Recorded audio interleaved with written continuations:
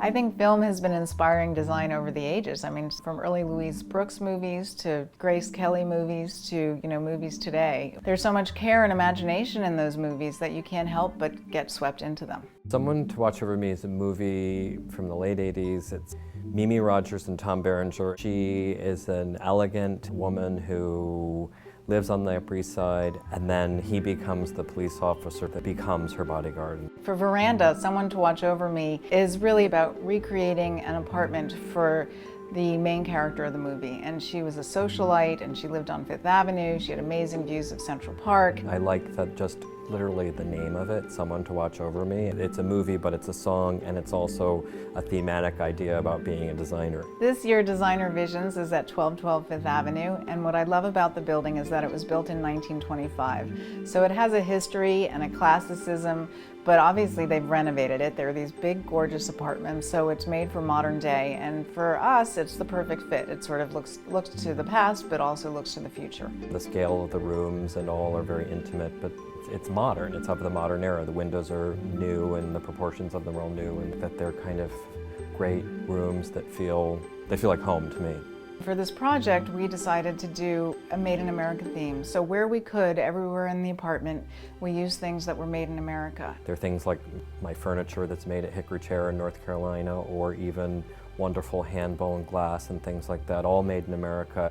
The living room, dining room is really nice because it's one space, it's not divided, so it has a very open feel. It almost feels loft-like, and that makes it feel a little bit more modern than most apartments. What Thomas did was he made it very cozy, so there are bookshelves which make it feel very warm. Thomas is a master of the mix, and so there's old and there's new, and there are details everywhere. All the hallways are lined with art, and it makes it a very interesting place to be. There's something to look at no matter where you are in the apartment.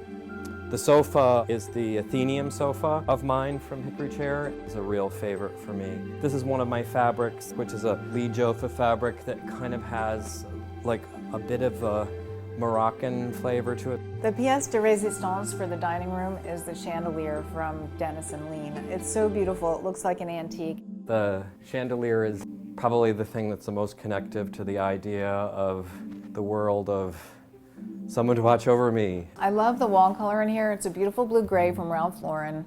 I think it's so special because it reads like a neutral, but it also has some color in it. Thomas is known for his neutral interiors, and his colors tend to be really subtle. So in the apartment, he used subtle grays, he used subtle gray greens, he used subtle blues. He picked some very beautiful Ralph Lauren paints that I think just sing in the apartment. It's so great to have an eat-in kitchen in Manhattan, and I love this little kitchen. It's got a table for 4. I had this set of vintage chairs that I'd covered in this African fabric with this beautiful, rich Merlot color. That inspired the Ralph Lauren paint color, which is called, I think, Brazilian Ruby. There's not as much light in here. There's these 3 great windows, but there's not as much light. Sometimes I like to do a darker color in a room with less light anyway. I love the under-counter light with this and this rich, dark kitchen. The Kohler faucet's fantastic. I think the sink is great too. I love the low half kind of profile to it. The room off the kitchen, actually, I sort of furnished it almost as a den library. I actually love the idea of calling a room a den. I love this little room because it's a multi-purpose room. You could have small dinner parties here, you could have breakfast here. It's very cozy. You could probably use it as a guest room. This is the room where there's the Thibaut fabrics and wall covering, which I love, the sort of chocolatey palette. I love this bedroom. To me, it's both serene and luxurious. Can't you imagine just taking long naps in here or having breakfast in bed?